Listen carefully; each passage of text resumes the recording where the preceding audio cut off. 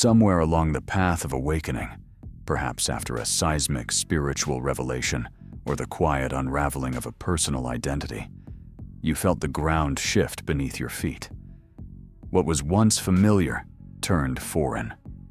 You pierced through the veil of illusion, saw the machinery behind your patterns, heard the deafening noise of the world, and then met the silence. At first, that silence felt sacred, liberating, like stepping out of a burning building into fresh, clean air. But over time, the meaning that once gave color to your life began to dissolve. Not in a loud, catastrophic way, but in a soft, subtle fading, as if your soul gently dimmed the lights and forgot to turn them back on. You stopped striving. You stopped performing. Not from despair, but from a sacred exhaustion, a hollowing out that felt strangely peaceful, yet unsettling in its stillness. And then came the whisper, a quiet, aching question. Why do I feel so empty now that I finally see the truth? This is the paradox no one warns you about. We are told that spiritual awakening will ignite our purpose, that piercing through illusion will fill us with fire and clarity. But for many, especially the sensitive ones, the seekers, the quiet empaths, the inward voyagers, it does something else entirely. It empties us. It scrapes away the false motives until even desire feels unfamiliar. And in that emptiness, we often mistake awakening for apathy. I remember speaking to someone wise, deeply attuned, immersed in spiritual texts and ancient teachings. She emerged from her own dark night with insight as sharp as crystal. She had seen through the illusions of identity, of external validation, of achievement. Yet just months later, I found her lying in silence, eyes fixed on the ceiling, caught in a stillness she didn't anticipate. I used to cry about not doing enough, she said. Now, I don't care if I do anything at all. I thought awakening would set me on fire. Instead, I feel extinguished. This sacred stillness, this unexpected pause, is not a failure. It is a threshold, a liminal space between the collapse of the ego and the birth of something truer. The motivation that once propelled you, built on social approval, praise, deadlines, dissolves. What remains is the raw clay of your unformed self, waiting, unshaped. You are not regressing. You are transitioning. You are becoming. Like a caterpillar dissolving into formlessness in the chrysalis before it becomes the butterfly, you are entering the necessary stage of psychological death before rebirth. This is not dysfunction. It is transformation. And in the heart of this quiet space, a deeper pulse lives. It is not the drive to prove anything to anyone. It is the quiet longing to simply be, to exist from a place of resonance, not recognition. What you are experiencing is not despair. It is the sacred moment after the illusion dies and before the new essence takes root. A great thinker once described the process of inner evolution not as ascension into light, but as the act of bringing darkness to consciousness. It does not grant you bliss on arrival. It strips you. It tears down the false scaffolding. It begins the slow, sacred death of who you thought you were. And this collapse is not loud. It happens in your motives, your desires, your relationships, your ambitions. It is the quiet unraveling of timelines, roles, structures, an internal earthquake with no visible wreckage. But the ego does not die. It becomes disoriented. The script it memorized has burned away, but no new script has emerged. So you are left in limbo, no longer asleep, but not yet fully awake. It is the mystery of transformation, the blackening phase, known in ancient alchemical terms, where one's form is undone before something new can take its place. In myth, this is the hermit, the withdrawal before rebirth, the sacred cocoon where the caterpillar dissolves. You are no longer crawling, You are not yet flying. You are becoming. And in this becoming, you are asked to feel. To face the parts of yourself you buried beneath the hustle. The grief, the anger, the unmet need. They rise now, not as punishment, but because there is finally space. And the soul whispers, "Let go. I am forming something deeper. This is not a time for goals. This is a time for trust. A time to surrender, not strive. To witness, not control." And in the stillness, something ancient begins to stir. A new form of motivation arises, not from fear or ambition, but from alignment. It hums instead of roars.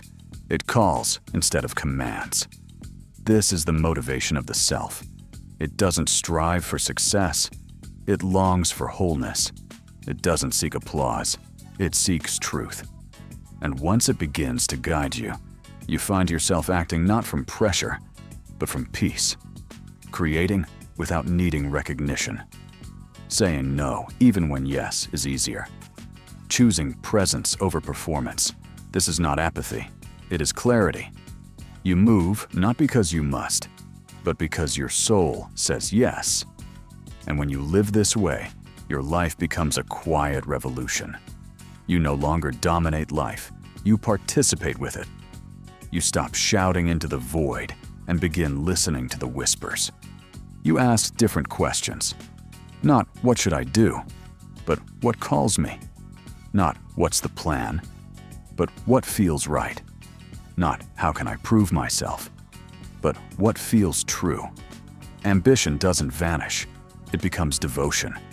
Devotion to what is real, what is sacred, what brings you alive.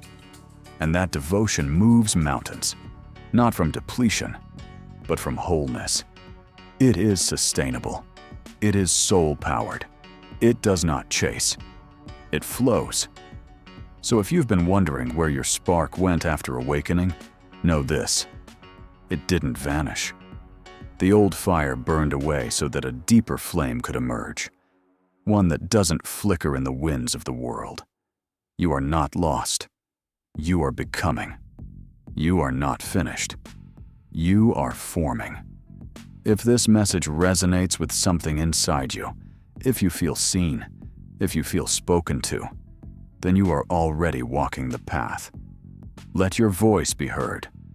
Leave your truth behind, not just for yourself, but for the ones walking quietly through their own silence. You never know. Your unfinished story may become the light someone else was searching for. And until the world aligns, let your most sacred relationship be the one you build within. That is the foundation. That is the flame. And from that, all things real are born. Until next time, keep walking. In modern language, it looks like demotivation. But from a deeper view, it is a sacred pause. The soul is rewriting its myth, not with ink, but with stillness. And yet, our culture cannot tolerate stillness. It fears it. It pathologizes it. We are taught that if we are not producing, achieving, or performing, we are failing. But the soul knows otherwise. The soul doesn't speak in urgency. It speaks in truth. This is not clinical depression, though it may share its shadows. This is the soul refusing to live a life it no longer resonates with. It is not malfunction. It is metamorphosis. And this is the part no one tells you about. The ache after the light, the quiet after the awakening. But that silence is not empty. It is fertile. It is forming you anew. You didn't lose your spark. You lost the false fuel that once lit it. The energy that once drove you, built on persona and performance, has been drained away to make room for something real. Something rooted not in the need to be seen, but in the desire to be whole. The mask you once wore, crafted from validation, applause, approval, was not wrong. It was a necessary stage. But you've outgrown it. Now, when you look in the mirror, the The mask no longer fits. The performance no longer excites. The applause no longer nourishes. And so you stand here, in this eerie silence, like an actor stepping off stage with no lines left to say. Not because you've forgotten, but because the old script no longer resonates. You are not lost. You are in transition. You didn't lose direction. You shed the identity that needed one. What stirs in you now is not absence. It is sacred space, a clearing for what's next. The ego pushes, the soul waits. And in that waiting, something holy begins. The aim is not to exalt the ego, but to align it with a deeper center. The work now is not to impress, but to express. Not to hustle, but to harmonize. The self does not seek recognition. It seeks to embody truth. And so begins the sacred recalibration. What once felt exhilarating now feels empty. Your system begins to reject the artificial, the forced career, the performative relationship, the vision board drawn from fear instead of purpose. The inner purification feels liberating and disorienting at once. You are shedding illusions. But what now fills their place? Many get stuck here. Some mistake awakening for detachment, transcendence for escape. They float above life, numbing the pain, calling everything an illusion. But the self doesn't want detachment. It wants embodiment. It wants to incarnate through you. It wants to live. Before that embodiment, though, there is a threshold. It is quiet, gray, and unfamiliar. It doesn't trend. It doesn't sparkle. It feels like sitting still while the world races by, unable to explain what you're becoming. But you are not failing. You are forming. You are in between. You've stepped out of the ego, but the self has not yet taken root. And that space, though misunderstood, is sacred. Stillness is not stagnation. Pause is not paralysis. This is chrysalis, not collapse. And if you can stay here long enough, resist the urge to rush, to retreat, you will feel it. The quiet pulse, the subtle thrum of becoming, not loud, but constant. It is waiting for you to trust what you cannot yet name. There's a word for this sacred reversal of energy, where something, when taken to its extreme, becomes its opposite. This is what happens after awakening. You swing from the manic striving of, I must do everything, to the quiet stillness of, why do anything at all? Not because you are broken, but because you are balancing. The psyche, exhausted by performance, collapses into rest. This is not weakness, it is wisdom.